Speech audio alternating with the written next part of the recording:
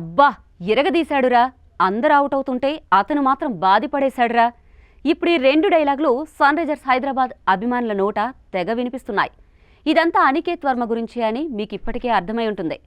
ఇంతకీ ఎవరి అనికేత్? నిజానికి సన్ రైజర్స్ హైదరాబాద్ విధ్వంసక బ్యాటర్లకు పెట్టింది పేరు. Travis head, Abhishek Sharma, Ishan Kishan, Heinrich Klaasen లాంటి స్టార్ బ్యాటర్లు హైదరాబాద్ జట్టులో ఉన్నారు. ఈ బ్యాటింగ్ లైనప్ చూసి ఏ బౌలింగ్ యూనిట్ అయినా ఆశ్చర్యపోక తప్పదు. అయితే ఈ కీలక బ్యాటర్లు ఢిల్లీ క్యాపిటల్స్పై విఫలమయ్యారు. అదే సమయంలో యువ ఆటగాడు అనికేత్ వర్మ విధ్వంసం సృష్టించాడు. వైజాగ్ వేదికగా జరిగిన మ్యాచ్లో అభిమానులను తన ఆటతో ఆకట్టుకున్నాడు. స్టార్ బ్యాటర్ల టీంలో తాను కూడా ఏ స్టార్కు తక్కువ కాదని నిరూపించుకున్నాడు.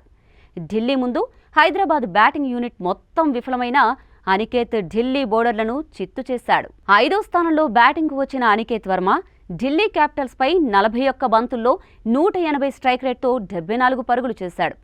అనికేత్ తన ఇన్నింగ్స్లో 5 ఫోర్లు, 6 సిక్సర్లు బాదాడు. ఢిల్లీపై స్వేచ్ఛగా ఆడిన బ్యాటర్లలో ఒకే ఒక్కడు అనికేత్ వర్మ. అతను ఉత్తరప్రదేశ్లోని ఝాన్సీలో పుట్టాడు.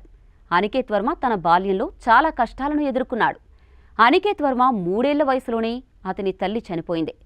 అతని మామ అమిత్ వర్మ అతన్ని పెంచాడు. అతడికి క్రికెట్ అంటే చాలా ఇష్టం. అతని మార్గదర్శకత్వంలో రైల్వే యూత్ క్రికెట్ క్లబ్లో శిక్షణ పొందాడు.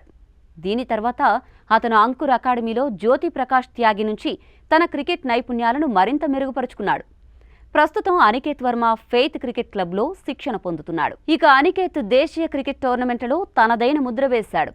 మధ్యప్రదేశ్ ప్రీమియర్ లీగ్లో ఒక టీ20 మ్యాచ్లో అత్యధిక పరుగులు చేసిన ఆటగాడిగా నిలిచాడు.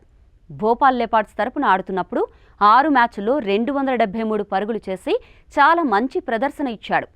ఈ ప్రదర్శనల ఆధారంగానే అతనికి ఐపీఎల్లో ఆడే అవకాశం కూడా లభించింది. అటు ఐపీఎల్ ట్రయల్స్ సమయంలో అనికేత్ తన డేరింగ్ అండ్ డాషింగ్ బ్యాటింగ్తో సన్ రైజర్స్ హైదరాబాద్ యాజమాన్యాన్ని ఆకట్టుకున్నాడు. అనికేత్ 6 ఓవర్ల పవర్ ప్లే ప్రాక్టీస్లో 72 పరుగులు చేశాడు. 8 ఓవర్ల చేజింగ్లో 64 పరుగులు చేశాడు. అందుకే అతన్ని మెగా వేలంలో 30 లక్షల రూపాయలకు ఎస్ఆర్హెచ్ కొనుగోలు చేసింది.